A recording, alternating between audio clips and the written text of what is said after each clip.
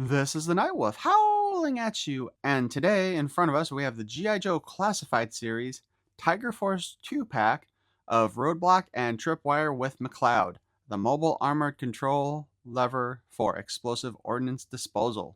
I'm honestly surprised I got through that. So these are both basically recolors of I believe the third Roadblock that was an Amazon exclusive, and we've only had one other Tripwire. Again, it's another one of those figures that I do have, I just never got around to opening. Of course. So on the side here, we have some nice shots of the two of them. We turn around this way, we have all that little informational stuff that we don't really have a guide for. And then here on the back, we see Roadblock with his heavy machine gun and Tripwire doing his thing for the bomb squad. Let's go ahead and open this sucker up.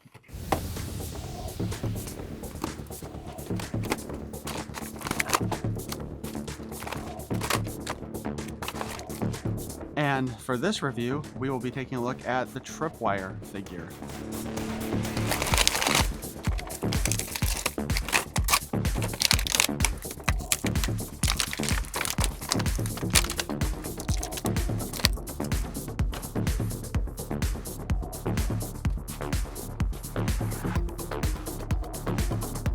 Along with Tripwire, we get the McLeod little robot thingy. There's a handle on him. He's got some pretty decent articulation too here, it looks like. Although the claw does not open and close, but everything else does shift around. Except for the little front wheels. And while they did paint the side of it for the Tigerforce, they did not do it in the Tigerforce colors, having chosen a lime green instead of yellow. So I guess technically this is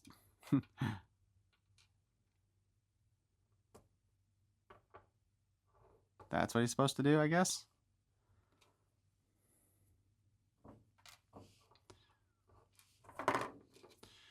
And we have the backpack here, which does have one of these little mine things sculpted in there. I am not sure why, since this does not seem to pop out and this does not have a hole in it to push that in with, why they gave us a peg on the back of this one. That just seems kind of stupid and pointless, because it doesn't seem to peg in anywhere else on him. I'll take a closer look at that though in a bit. But there's his backpack.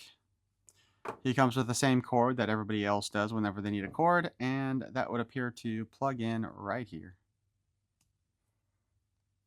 And that's kind of interesting because it is a deep plug. It's not like the other ones where it's just on a little peg, but there's, actually a tire thing around it.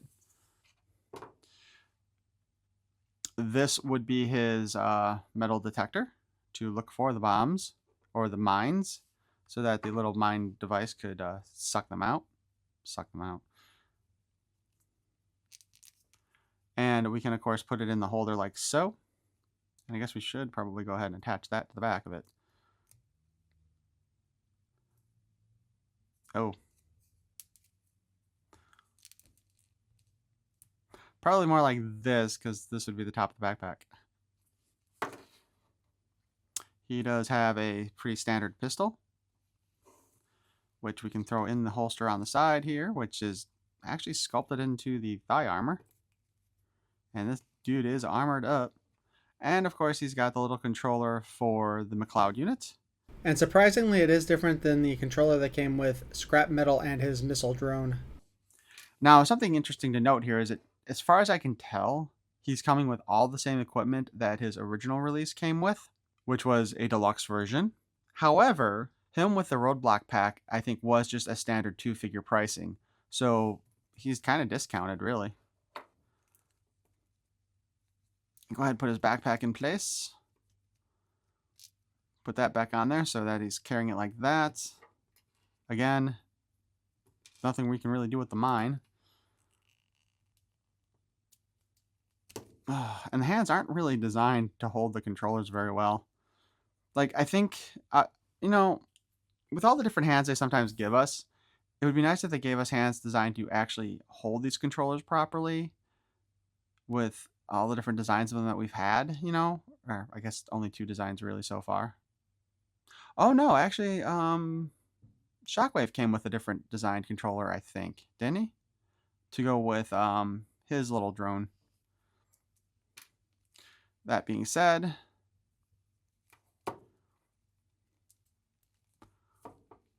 I can see the paint coming off that handle quite easily. But here is Tripwire with his little thingy. You know, to be perfectly honest, this isn't a very exciting figure.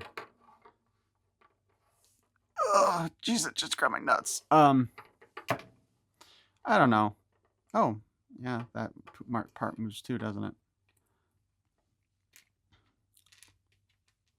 So I guess, unless that thing is there just specifically to have it step up enough so that you can kind of get it on there.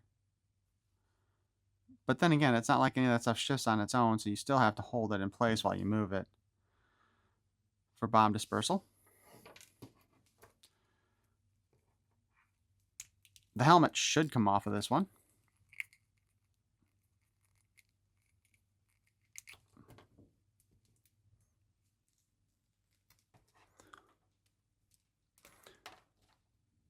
And Tripwire appears to be either Scottish or Irish, based on the hair color. Yeah, he's definitely got that full face helmet thing going on. You know, I like this better than the ones where, honestly, the goggles are a separate piece, because it's such a pain in the ass to get the goggles on and the helmet on those. But yeah, take a look at his padding here, man. He looks kind of like a samurai warrior, almost. Articulation-wise, though, he does not have a hinge in his neck like Roadblock did. The bottom of his neck barely moves, so I'm not even going to go with the chicken neck thing that I normally do, because it's in there, but it doesn't move really. So we do have a ball joint, so we can spin. He can kind of look up. He can kind of look down. Sideways a bit. Yeah, his head is not as articulated as many of our other figures have been recently. He does have a really nice range, though, with the butterfly joint. Arm hinges up and down. This does shift enough to get it out of the way so that you can do the full range of motion there for the hinge. We can spin it all around. We do have the bicep cut. This moves with that too, and that looks awkward. Double jointed elbows, and he does have the pinless joints, so that makes it kind of weird to be in a pack with a pin joint character. Oh, shoot. Oh, check that out. His armor actually does come off. This is the first time I think one of these harnesses have come off so easily. And boy, is he just wearing a really boring outfit underneath. But we do have an ab crunch that we can get to.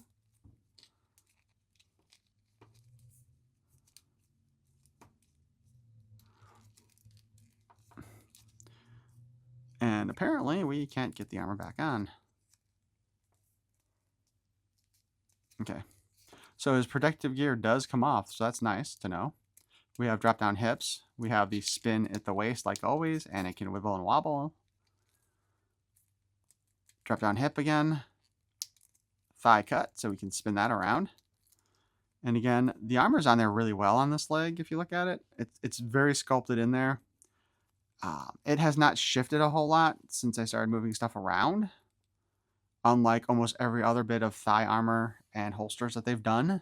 So that's nice. We get the double joint in the knee, and the armor does not really interfere much with that either. Maybe a little bit, but not a whole lot. Boot cut. Hinge right here, and a bit of a spin.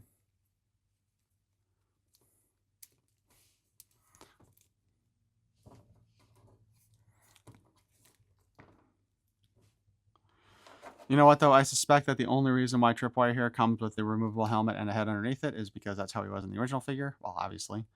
I don't think we would have gotten that extra head if it was a helmet and a, you know, if it was just a sculpted helmet, we wouldn't have gotten an open head like this, which is always a shame.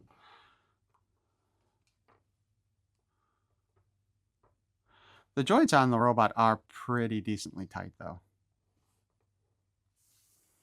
And so we do have his card from the 80s. We have codename Tripwire, Tigerforce mine detector, file name Skoog, Tormod S. Skoog. Is that actually Scottish? Somebody let me know in the comments if you know. Primary military specialty, explosive ordnance disposal. Secondary military specialty, Tigerfly co-pilot.